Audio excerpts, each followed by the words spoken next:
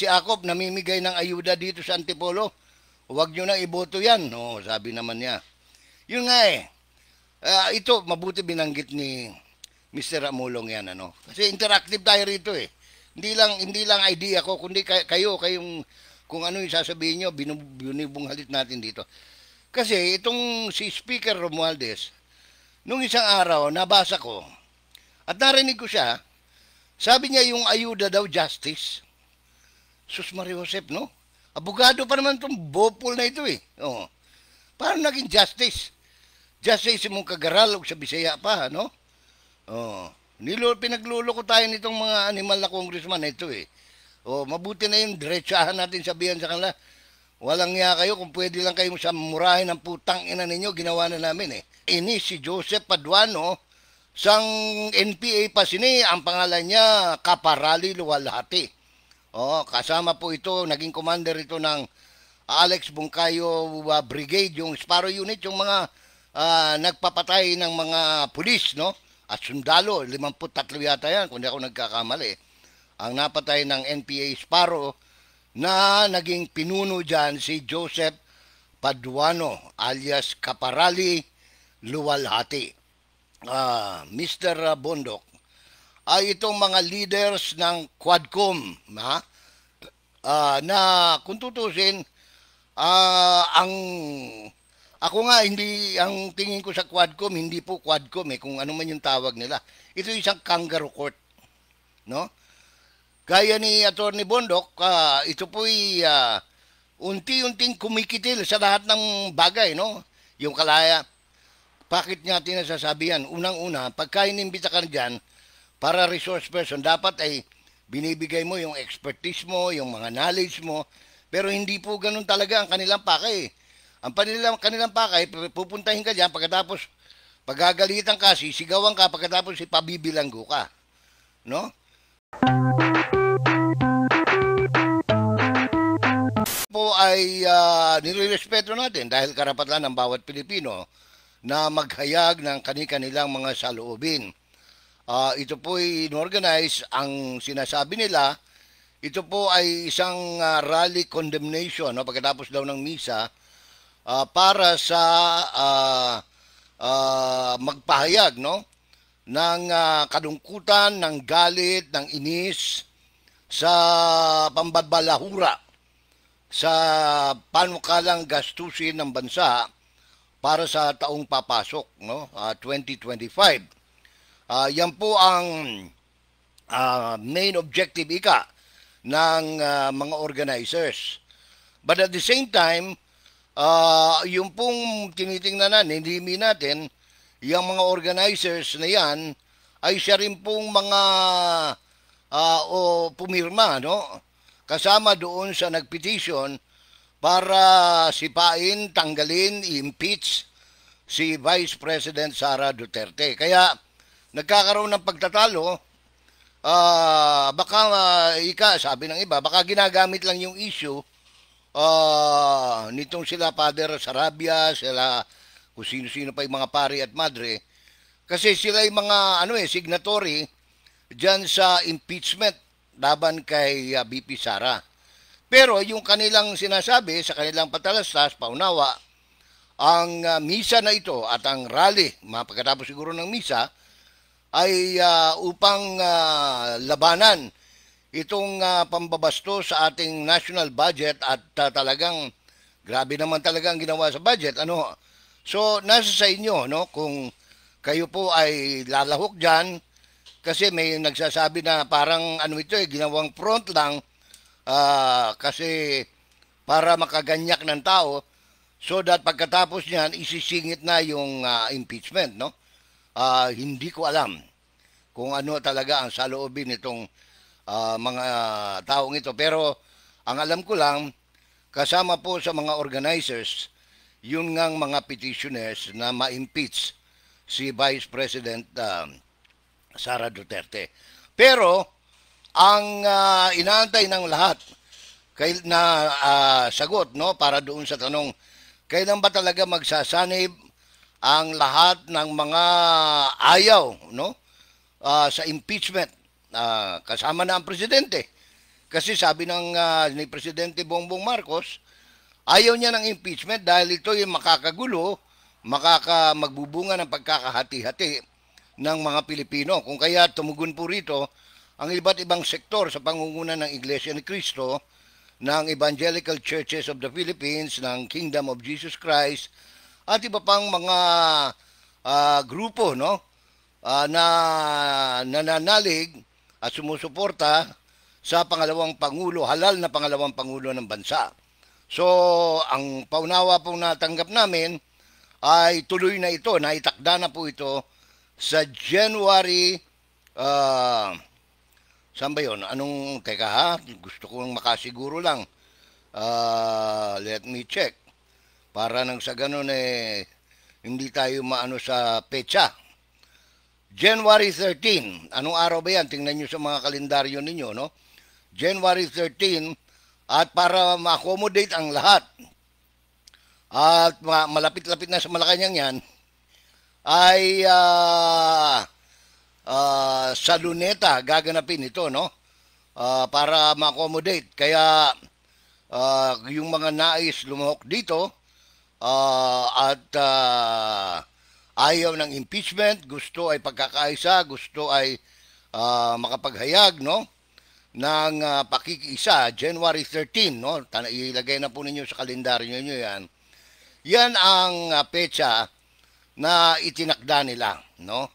So, I'm sure marami pang activity dahil minsan iniisip ko parang ang ibang tao, hindi ko naman nila lahat, nakakalimutan talaga kung ano ba talaga ang diwa ng Pasko. Ano ba talaga, para saan ba yung Paskong yan? Ako bilang isang Kristiyano, ang pagkakaalam ko, ito po'y symbolic, no? Na paggunita ng kapanganakan ng pong Hesus Kristo, no? It's the birth of Jesus Christ. Whether you are a Christian, a Muslim, or ano pa man ang iyong paniniwala, ito po ang talagang pinakadiwa pagpapaalala sa mga tao. Bagamat historically, wala namang historical na pagbabatayan na talagang December 25 pinanganak si Kristo, si Jesus Christ, pero ginawa ho itong simbolo, no? Simbolo na para lahat ng tao sa mundo ay makaalala, no, na minsan ay pinanganak ang ating Panginoon. Kasi lahat ito, ang minsan naririnig ko na lang, shopping, Christmas gift, exchange gift, Christmas party, puro puro kasiyahan, puro material na bagay, no? Puro regalo, tapos magtatampo yung hindi nakatanggap ng regalo, hindi po ganon. Dapat isipin natin na ito ay paggunita kay Kristo na tinuturing sa Catholic faith na manunubos, sa Muslim faith, isa sa pinakamahusay na propeta, no? Sa kanilang paniniwala. So, we are in agreement that Jesus Christ is really part of our life, no? Whether we are Christian or Muslim. No? Ngayon, so, ulitin ko lang para sa kapakanan ng mga late tuners, yung medyo naantala ng pagbubukas ng kanilang monitor, January 13, no? Ang itinakda na ating pagkakaisa. Let me just check yung mga unang nagpadala ng kanilang mga comments. Okay, good morning muna kay Benji Gantalao, kay Joe Sel. Okay, maayos na ito. Ano pa ito? Wala, hindi ito pinag-uusapan dito, anti-Duterte, pro-Duterte, no? Basta ang sinasabi rito, gusto natin, ayaw natin ng gulo, no? Ayaw natin ng pagkakawatak-watak dahil whether we like it or not, kapag ka natuloy yung impeachment na yan, yung impeachment na sinasabi nila, talagang magkakahati-hati ho talaga yan, no? Shout out sa mga taga Surigao del Norte, Sabi ni Ruben Gallardo. Okay? Dito muna tayo sa Batian. Uy, may mga nanonood sa Rome, sa Italy. Good morning, Relim. Ha? Ano ito? Minhing? Oh. Ang daming talagang iba-ibang pangalan. Magandang umaga po sa mga nanonood dyan sa Cabanatuan City. Ano? Sa Nueva Ecija, si Joben Lagasca Jeronimo. Shout out naman kay Roel Ribac, kay Gary, Trigilio. Itong iba, ang pagkakasulat. Diyan ako hirap dito sa Facebook eh. Gumagamit kayo ng mga kanji, ng mga foreign alphabets. Hindi po natin mababasa pangalan ninyo, kaya hindi po namin kayo mabati, no? Pero ganun pa man, nagpaparating po kami ng magandang oras sa inyong lahat. Good morning, sabi ni Kimura Dolores. God bless po, Sir Jay. Thank you very much, Dewey Hapa, sa iyong pastar. Sino pa ba? Pro BBM fake mga pare at madre ang mga magrarally po dyan sa anong pangalan ito? EDSA Shrine. Ayan. Bakit kaya tinawag nilang fake, no? Good morning, sir. Yung iba nga dyan, identified pa sa mga CPP, NPA eh. Ako, kilala ko yung ibang muka. Nakikita ko yan sa mga kanayunan nung araw, no? Hugas kamay ni BBM yan para at least maano, sabi naman ni Amara. Ito yung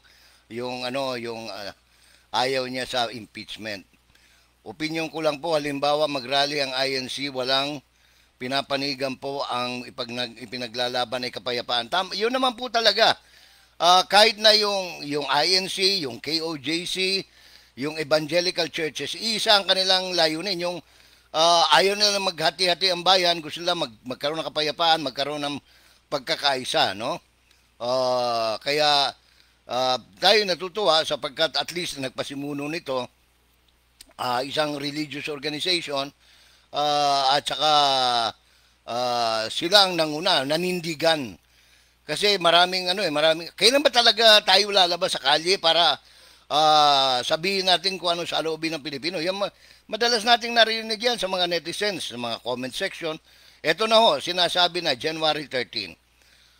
Ruby Pakaon, at saka si Dalai Shamet. Yung mga pari madre nag-file ng impeachment laban kay BP Sara. O, tama po, yung tama kayo dyan.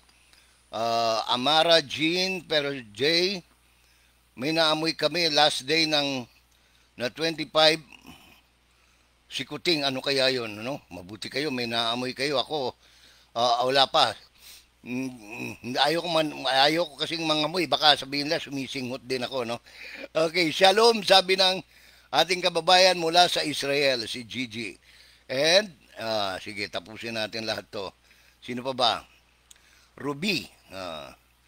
Joben Lagasca. Sino pa ba to? Lucky Lopez Sakay. Shout out po. Narito sila sa Japan. Uy, kumusta kayong lahat dyan, ano?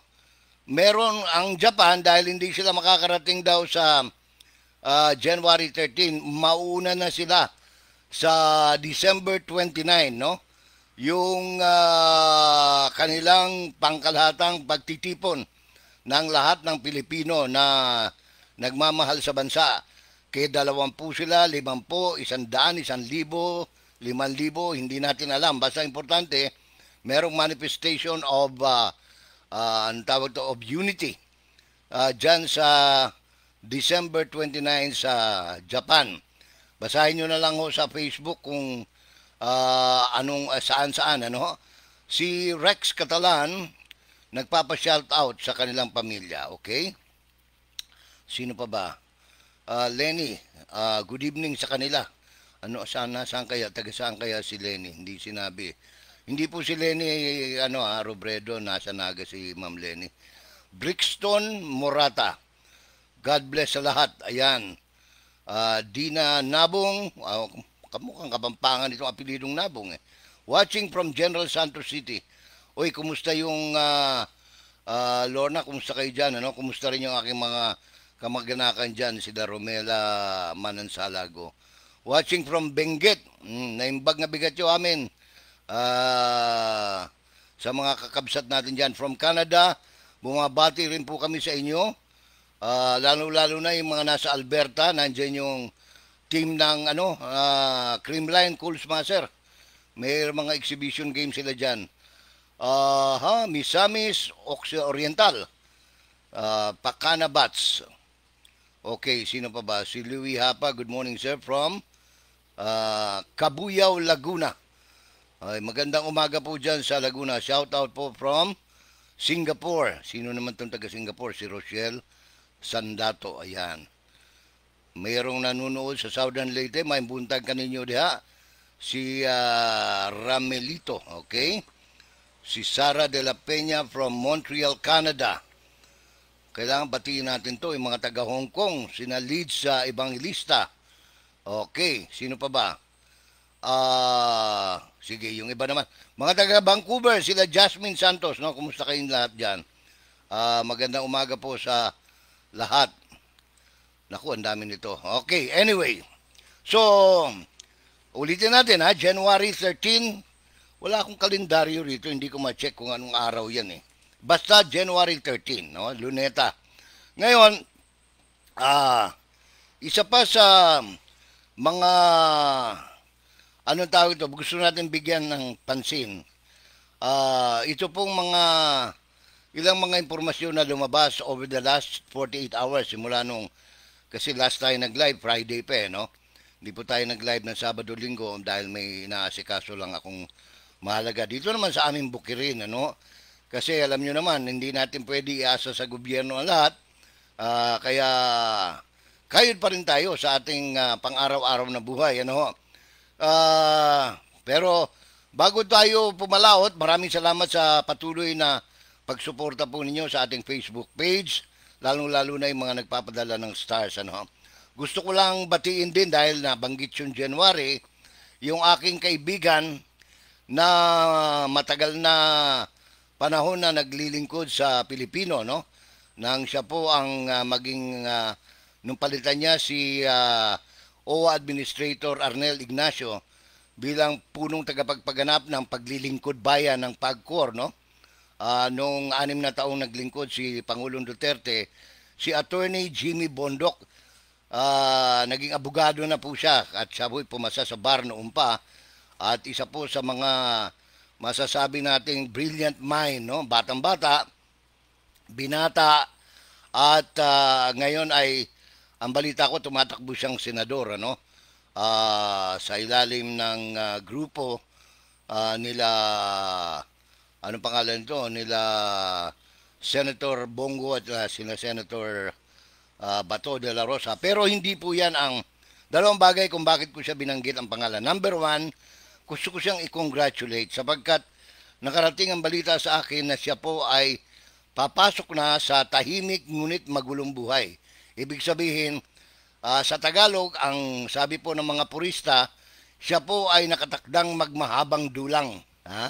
Ibig sabihin, magpapakasal na siya sa kanyang iniirog, sinisinta, iniibig. Hindi ko pa alam kung anong pangalan ng maswerteng babae na makakaisang dibdib ni Attorney Jimmy Bondoc sa January 25. Okay? So, yan ang una, no? Congratulations sa iyong balaking lumagay sa tahimik, sabi nga ng mga Tagalog, no? Pag-aasawa. Swerte nung abogada rin, balita ko yung kanyang mapapangasawa, no? Ngayon, ang pangalawang bagay kung bakit ko siya binanggit ngayong umaga, sapagkat nagpapaalala po si Attorney Bondoc, sabi niya, tandaan ang mga pangalan at pagmumukha ng mga pumapatay sa ating bayan. Ibig sabihin, bumabalahura siguro. Marami ho kasing pwedeng ipakahulugan ang kamatayan, no? Kamatayan ng kalayaan, kamatayan ng maayos na pamamahala. Ang tinutukoy po ni Mr. Bondoc ay itong mga leaders ng Quadcom, na kung tutusin, Ako nga, hindi, ang tingin ko sa Quadcom, hindi po Quadcom kung ano man yung tawag nila. Ito isang kangaroo court, no? Gaya ni Attorney Bondok, ito po'y unti-unting kumikitil sa lahat ng bagay, no? Yung kalaya, bakit niya tinasasabi yan? Unang-una, pagka inimbita ka dyan, para resource person, dapat ay binibigay mo yung expertise mo, yung mga knowledge mo, pero hindi po ganun talaga ang kanilang pakay. Ang kanilang pakay, pupuntahin ka dyan, pagkatapos pagagalitan ka, sisigawan ka, pagkatapos ipabibilanggo ka. No? Kaya sabi ni Mr. Bondok, tandaan po niyo yung mga pangalan nila, no? Lalong-lalo na yung mga tumatakbo para sa 2025, no? Ito ho kasing mga taong ito, sabi niya, ang pumapatay sa bayan natin. Sino-sino ba itong mga ito? Ace Barbers, chairman ng House Committee on Dangerous Drugs. Pero ang balita ko si Ace, tapos na yung 9 years niya, no? Yung 3 terms maximum. At ang pinapatakbo niya ay yung kanyang asawang hindi marunong magbisaya o waya-waya, no? Jaon-jaon, hindi marunong ng ganun. Kasi Batang Maynila, no? Batang Metro Manila. Pero dahil sa napangasawa ni Ace Barber, siya ngayon ang pinapatakbo. Yun nga, siste. Yung mga politiko, pagtapos na sila, either yung asawa, yung anak, yung kabit, no, o yung girlfriend, yun ang mga pinapatakbo nila. Ang pangalawa, ito si Dong Gonzales, Deputy Speaker, no, mula sa 3rd District of Pampanga. Pero tapos na rin ito, gaya ni Barbers, magtatapos na rin yung kanyang panunungkulan bilang kinatawan ng 3 distrito ng Pampanga, at kanya pong pinapatakbo ay yung anak niyang babae, no? Anak niya. Ito kung doon sa mga hindi nakakabatid, isa po ito sa pinakamalaking kontraktor ni Speaker Tambaluslos, Speaker Romualdez. Kung meron siyang Saldico, na pinakamalaki sa lahat ng malaki, ito kasunod na pinakamalaki, itong construction company ng pamilya ni Congressman Dong Gonzales ng Pampanga. Ayan, para tatandaan daw natin, sabi ni Mr. Bondok, itong mga pangalang ito. At I tend to agree with Attorney Bondok. Ang isa pang nilagay niyang pangalan ay itong si Joseph Paduano. Kwan po ito, number 1 nominee ng Abang Lingkod Party List. Pero, nakatatlong term na rin po ito. At ang balita ko ay tumatakbo itong congressman sa isa sa mga distrito sa Negros Occidental, no? Muna mga kabyanan tada nga palamati sinin aton pagwaragwag, tiabi nagapaalinton kami sa inyo nga ini si Joseph Paduano sang NPA pa sini, ang pangalan niya Kaparali Luwalhati. Kasama po ito, naging commander ito ng Alex Bungkayo Brigade, yung Sparrow Unit, yung mga nagpapatay ng mga pulis, no? At sundalo, 53 yata yan, kung di ako nagkakamali. Ang napatay ng NPA Sparrow na naging pinuno dyan si Joseph Paduano alias Kaparali Luwalhati. Okay. Isa pang namumuno dyan sa Quadcom o Kangaroo Court ng Kongreso ay si Dan Fernandez. Tapos na rin po ito, patapos na rin yung kanyang pagiging congressman for 9 years. At tumatakbo ito, nag-file ng certificate ito na bilang kandidato gobernador dyan sa Laguna. Tingnan natin kung hindi ba mabubulag yung mga kapitbahay dyan ni Odette, no? At saka ni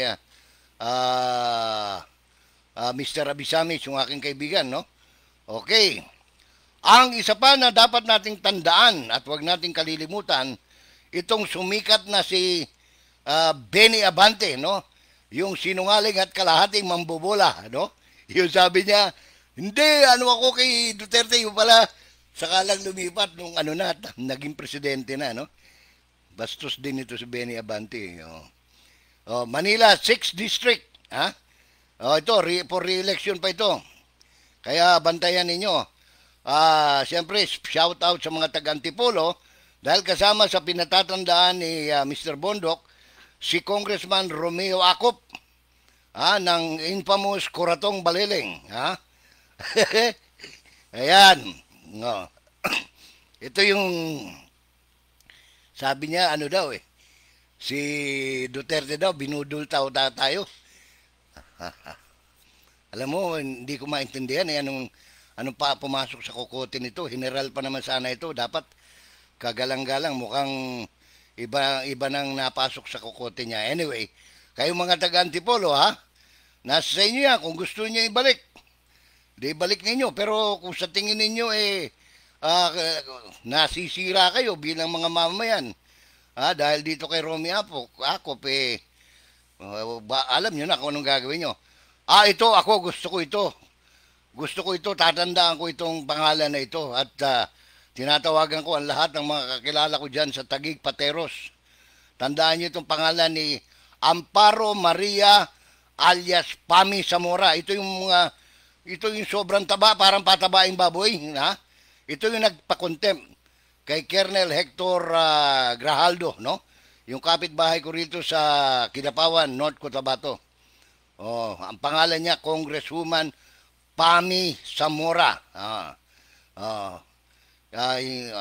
Yun ang pangalan niya. Ito yung babaeng alam niya ka-opera lang nung Colonel ay pinilit nilang ipahuli, kinontempt. At kahit na nasa ospital, pinakuha sa ospital, dinala dyan sa Batasan Pambansa. Ngayon, ang balita ay katulad ng ginagawa noon kina Eric at saka kay Dr. Abadoy. Pirma ka ng apology letter. Pagkatapos pakakawalan ka namin para makapagpamasko ka sa iyong sa iyong pamilya. Ganito rin ang ginagawa kay Colonel Grijaldo, kay Hector, no? At hindi yan chismis, no? Nakarating sa akin yan mula mismo sa mga kaanak ni Colonel Grijaldo na parang mag-apologize siya kina Abante, kina Dan Fernandez at sa mga taga Kangaroo Court o lalong kilala sa Quadcom para ganun para makapauli daw diri sa Kidapawan. Tandaan din natin itong pangalan ng taga One Rider Party List. Tandaan nyo yung One Rider. By the way, si Paduano, ang party list na kinatawan niya ay Abang Lingkod, no? Baka mamaya ay makalimutan nyo, ito yung mga dapat yung tinatandaan ng mga party list na kung gusto ninyong lumawig pa ang kanilang kamandag, boto nyo, no? Kung ayaw nyo naman, kampanya nyo na wag iboto. Ito si Rods Gutierrez. Mayabang tong batang ito. Bakit? Apo siya ng apo ito ng gambling lord dyan sa Bicol. Yan. Hindi lang gambling. Balita ko may ibang mga basta yung mga taga Bicol alam nila ito pamilya na illegalista dyan sa Kabikulan. Yung number 1 nominee. Sila ang gumastos noon para lumusot yung ginamit nila si Colonel Busita, para lumusot yung party list para makaupo ito si Gutierrez. Of course, alam na natin yung iba na tanda na natin yung mga kaibigan ng mga komunista, no? Sila Franz Castro ng ACT Teachers, si Raul Manuel ng Kabataan Party List, at si Arlene Brosas ng pangalan to, Gabriela, no? Pero patapos na rin to. Pero tumatakbong mga nito tumatakbong senador sa ilalim ng Makabayan Block. Siyempre, yung mga kababayan natin sa Zambales, pinapaalala rin natin, meron kayong kinatawan dyan na ubod ng ganda. Si Jay Kunghon. Ito yung napasama sa drug list, number 7, no? Sa pinaka mga matinding drug lord sa buong bansa nung panahon ni Presidente Duterte. Tapos, ito pa rin yung isa pang mayabang na akala mo pero contractor din, ha? Itong si Paulo Ortega ng La Union at si Sia Adjong ng Lanao del Sur. So, yun ang mga pinapaalala sa atin na tandaan natin yung mga pangalan na yan. Okay? So,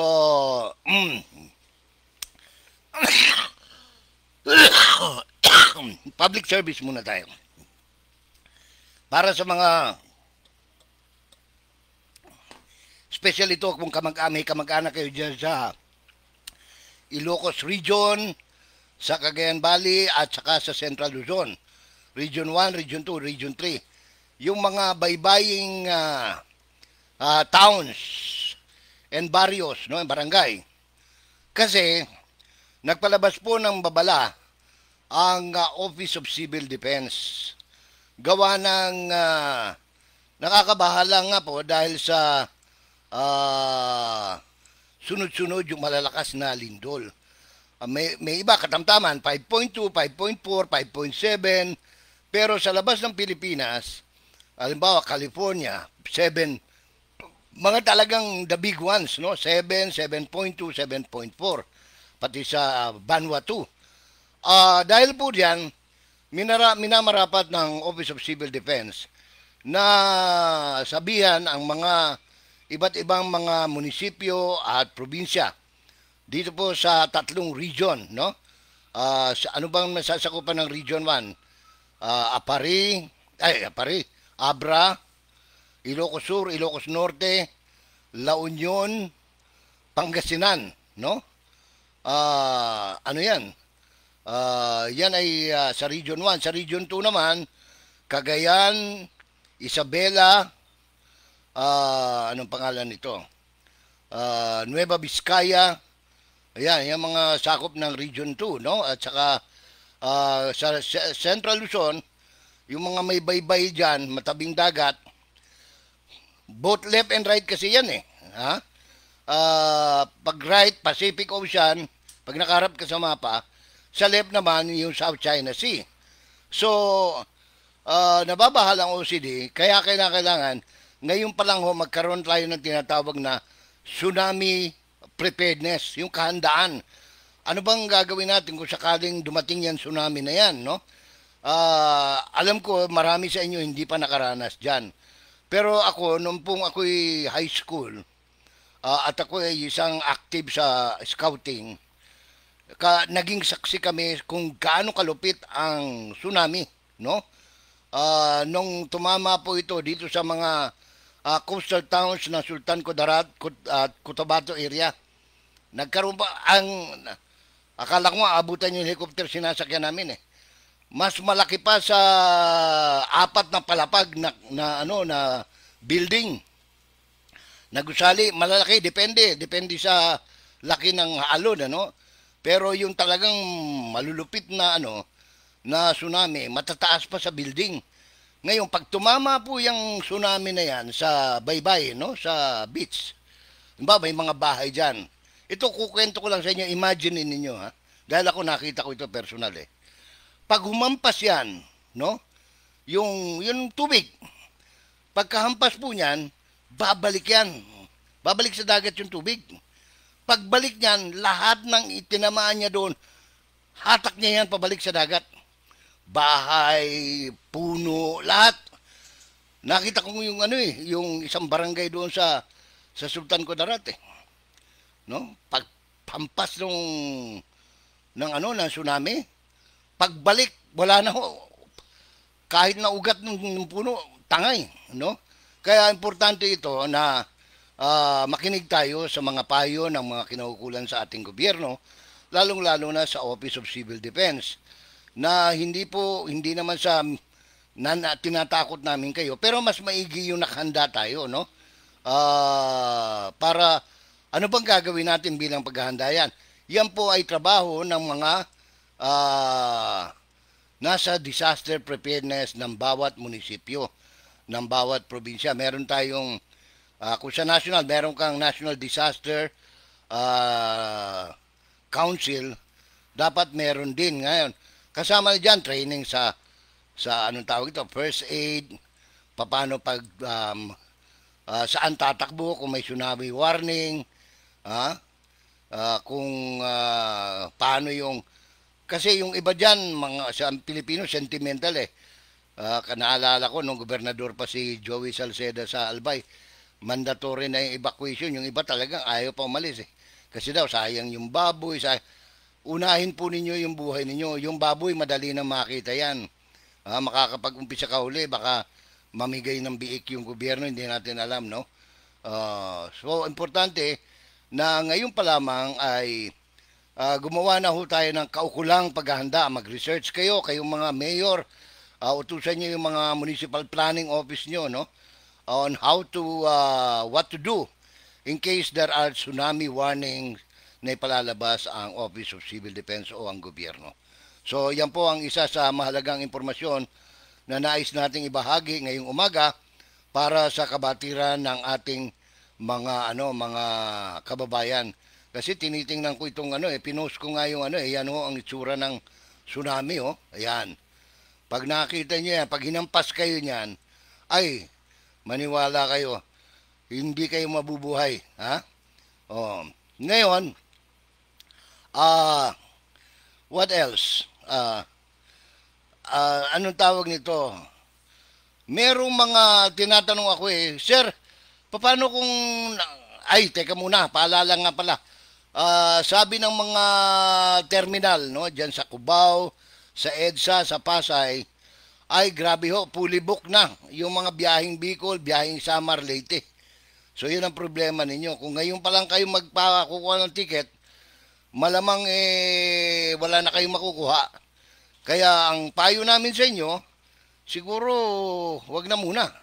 Kasi unang-una ang hirap po ng biyahe. Papakita ko sa inyo yung moving. Nag-divert na sila sa may Kapalonga na dumadaan yung mga yung mga sasakyan, pero grabe ang lubak dito. Grabe ang lubak diyan.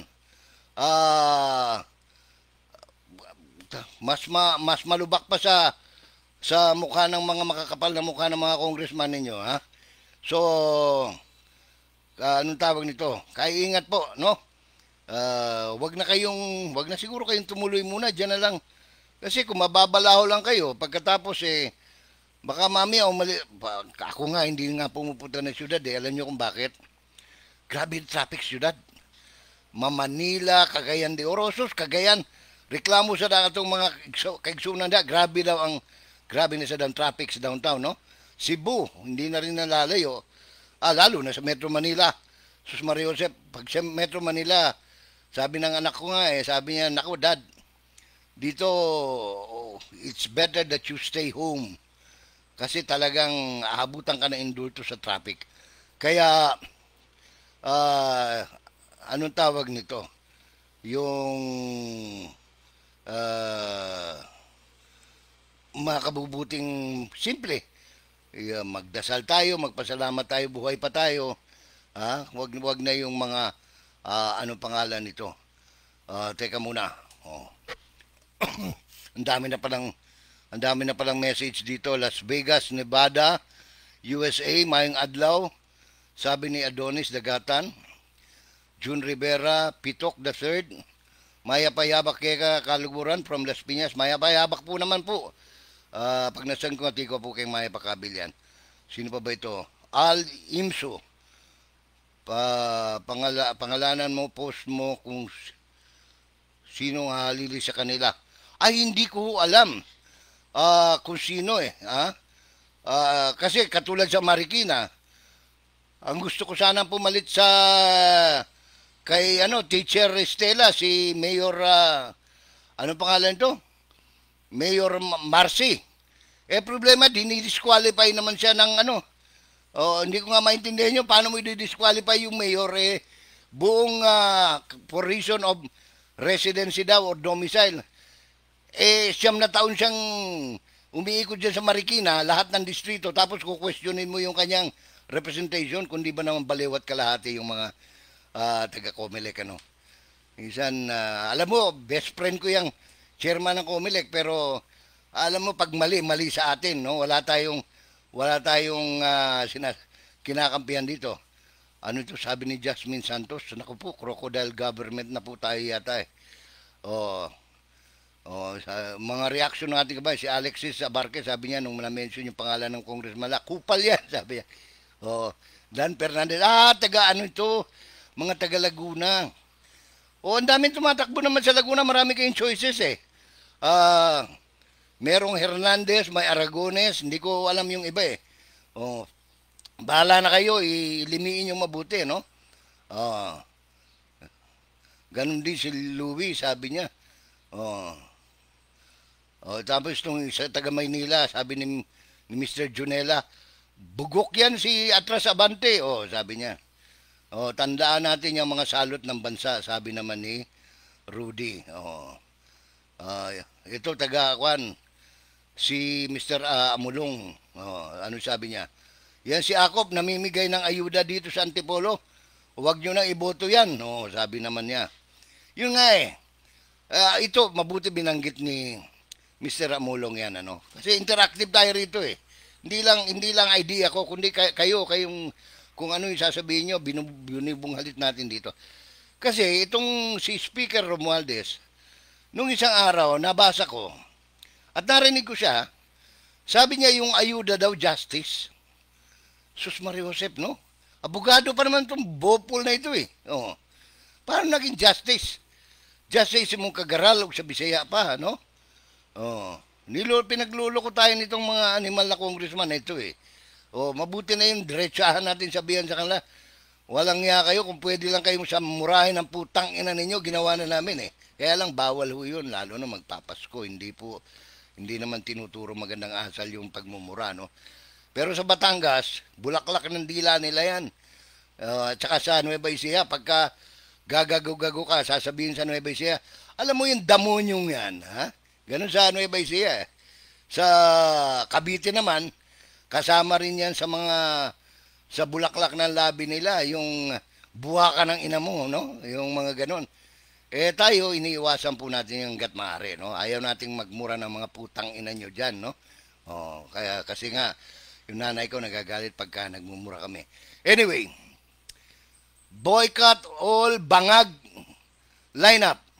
Sabi naman ni Eman Morales. Alam niyo, yung problema ko, ang daming tumatakbo eh, di ba? Merong pink na dilaw. Yung grupo nila Kiko Pangilinan, di ba? Nila Bam Aquino. Tapos merong Makabayan Black, yung sila Kwan. Itong sila Franz Castro, no? Yung convicted na child abuser.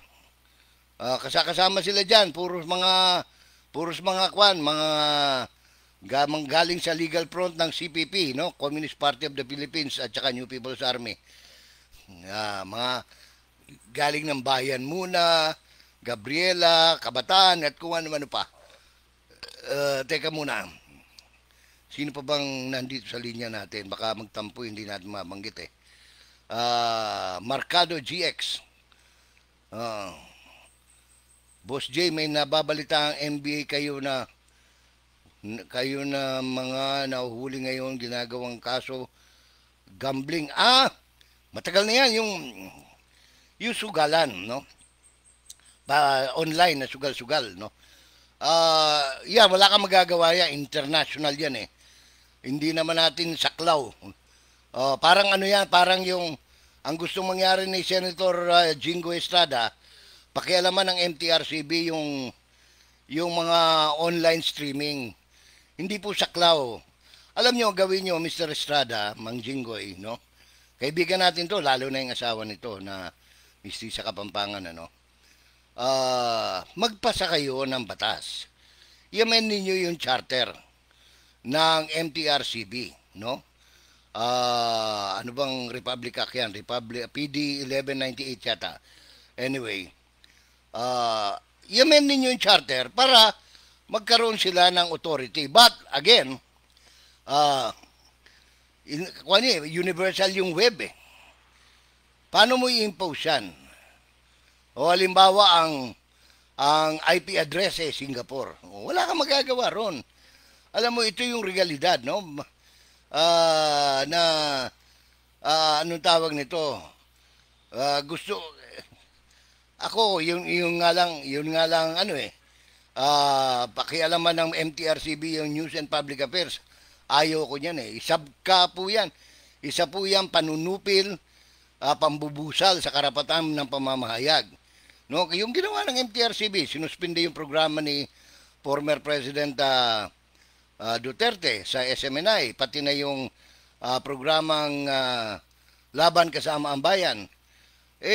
Dapat yung MTRCB, mga programa, mga pelikula, hindi kasama yung News and Public Affairs dahil yan malinaw na anong tawag niyan, pambubusal, no? Oh. So, yan, kaya ko nabanggit yan sapagkat isa yan sa mga naging issue last week, no? Na gusto kong talakayin na may ang gustong iutos sa MTRCB ni Senator Estrada na ni Jinggoy, no? Na pakialaman ng MTRCB. Sir, wala pong karapatan at wala hong otoridad ang MTRCB dahil hindi saklaw ng kanilang mandato yan, ng kanilang charter. Ang payo ko is for you to pass a law, no? Siguro to anong tawag nito, para bigyan ng kapangyarihan, no? To empower the MTRCB. But then again, may problema tayong malaki dyan dahil mahirap, no? It is easier said than done, no? Okay? May mga reactions pa tayo rito. Sir, wala sa listahan si Kimbo at saka si Nograles. Alam nyo, kahit wala sa listahan, alam nyo naman sino ba yung pinaka ostentatious display, obnoxious na congresswoman from pedicab to artista ban? Oh. Si Stella Kimbo yan ngayon, pero nasa sa mga taga Marikina nga yan. Dahil ito, ang balita ko, si Kimbo tumatakbong mayor. Gusto nyo ba na ang mayor ninyo magnanakaw? O perceive na magnanakaw? Na marangya, maluho? Kung gusto ng mga taga Marikina yan at inihalal nila si Kimbo, ibig sabihin gusto ng mga Marikenyo. Pero kung hindi, ngayon pa lang pag-isipan nyo na. Ngayon, si Migs Nograles sa PBA party list, hindi na ito nominee ng party list. Siya po ay tumatakbo first district ng Davao City. Ang kalaban po niya si Manong Pulong, si Paulo Duterte ang kalaban niya. Hindi ko alam kung may chance ito, no? Na manalo. Baka ang pustahan nga namin dito nung Mananggiti, alam niyo ba yung Mananggiti? Ito ho yung tuba collector, collector. Yung gumagawa ng tuba, no? Yung kumukuha diyan, Mananggiti ang tawag sa Bisaya. May pustahan kami, tig-1 galon. Sino mas maraming makukuha ang boto? Si Migs Nograles o si Sunny Trillanes? Si Sunny Trillanes naman tumatakbong mayor ng Caloocan, tapos may naglabas sa social media. Lamang daw siya, no? Lamang siya ng kay Malabanan. Naku po, Diyos ko. Sabi nga nung mga kapitbahay niya dyan sa, anong pangalan nito? Barangay Talipapa, no? Diyan dati nakatira, walang kung lumipat siya, no? Sabi nga, kahit barangay Kagawa daw, dun sa Talipapa, hindi mananalo si Trillanes, So, anyway, so yan ang pustahan namin ng aking kaibigan dito sa baryo na kung sino mas maraming boto. Si Migs Nograles ba? Yung tiktokerist, no? Na tumatakbong congresswoman ng 1st District of Davao City against Paulo Duterte. Ayan, sino pa ba? Ito. May mga nanuno. Ay, sila Ma'am Ninita Tapia, no? Mga pamilya Bibas diyan sa Lipa City ay siya. Ay, kumusta ga kayo riyan, ha? yung lalo na yung aking mga kaanak diyan sa may pulo, ha? Marami akong kakilala diyan sa pulo, pamilya Honrade, pamilya ah, Simborio, Makasait, no? Diyan mga taga pulo yan, okay? Sino pa bang mga babatiin natin? Kadami. Pasensya na kayo kung hindi namin kayo mabati lahat, ano? Ah, wag niyong kalilimutan yung sikat na singag na ito, natawag ang pansin ko sa yung isa sa mga kinawatan, si kinatawan ng Tingog Party List. Ito si Jude Asidre, Congressman Jude Asidre. Akalain mo, 3 taon nang nakaupo si Marcos Jr. Ang sinisisi niya sa PhilHealth, yung problema sa PhilHealth na tinapyasan ng pondo at saka kinuha pa, no, ginawang akap, ginawang ayuda, ang sinisisi niya si Duterte. Ibang klase rin itong mamang ito. Doon sa mga hindi baka magtatanong kayo, ano ba itsura niyang congressman? Pag nakakita kayo ng baboy na kalsaw, yung matanda ng baboy na lumaki na ng gusto, ganun na itsura yun. Matabang mukhang baboy. Akalain mo problema sa PhilHealth ang sinisisi si Presidente Duterte. Sino ba kumuha ng pondo ng PhilHealth? Kongreso. Sino ba tumapyas ng pondo ng subsidy ng nag-zero? Kongreso ngayon. Tapos sisisihin itong gagong ito, itong si Asidre. Tandaan niyo yung pangalan niya yan, ha? Yan po ang dakilang tsuwari-wari-wap ni Tambaluslos, ni Romualdez. Alalay yan dakilang alalay ni Yeda. Asawa ni Romualdez. Ngayon, doon sa mga hindi pa nakabisita sa Facebook page, sa account na Jason at saka sa Facebook Facebook account na Jason nilista ko dyan yung mga party list, no? Sino ba yung mga party list at ano ba ang pinaglalaban ng mga party list na yan? Talakayin natin yan isang pagkakataon, isa-isahin natin yan. Sino ba talaga yung, di ba, sikat na sikat ngayon, palagi mo nakakita yung mukha ni General Diwata. Hindi si General Diwata. Yung Diwata na yung may karinderya, no? May paris-paris diyan malapit sa Senado, no? Malapit sa Film Center. Na kamukha ni General Nick, no? Nicolas, ano ba apelyido ni Juan? Yung pumasok sa loob ng KOJC. Nakalimutan ko na tuloy. Kasi pagka mga taong walang kwenta, hindi ko naalala mga pangalan .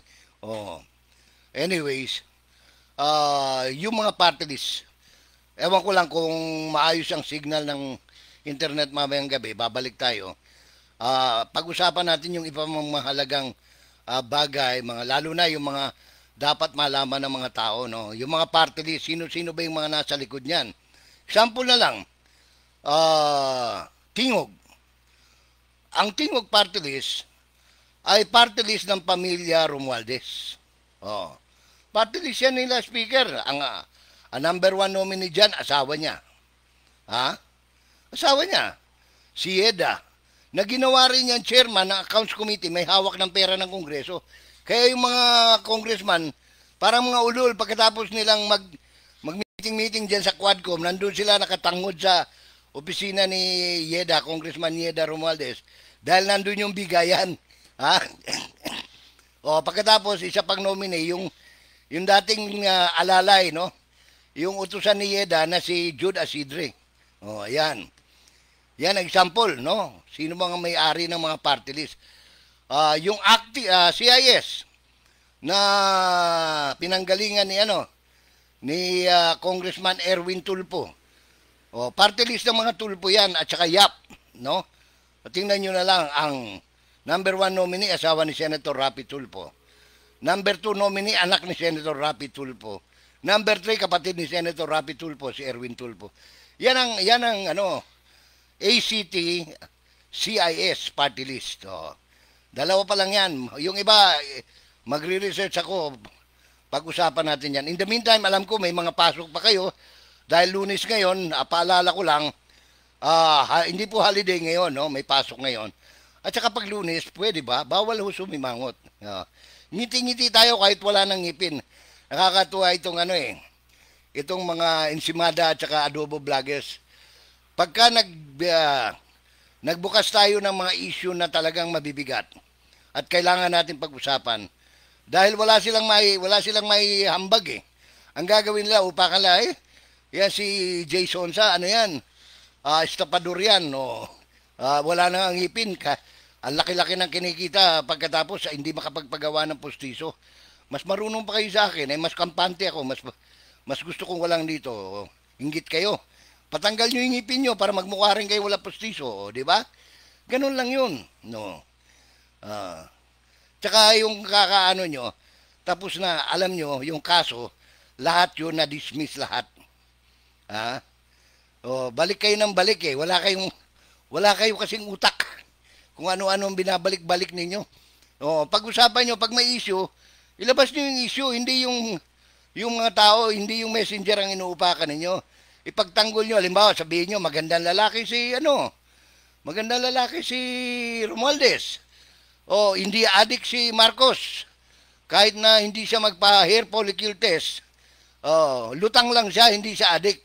Di ba? Yung ganun, dapat, ganun ang mga banat ninyo. Sus Mario Joseph, sinasayang nila Marcos tsaka Romualdez ang pera sa inyo. Hindi naman kayo marunong magdepensa sa mga amo ninyo. No? Okay. Diyan muna kayo. Kita-kita ulit tayo. Thank you very much sa lahat po ng mga nakadaupang palad natin.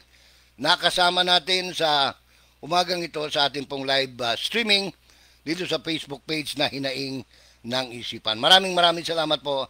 Good morning. Enjoy your Monday.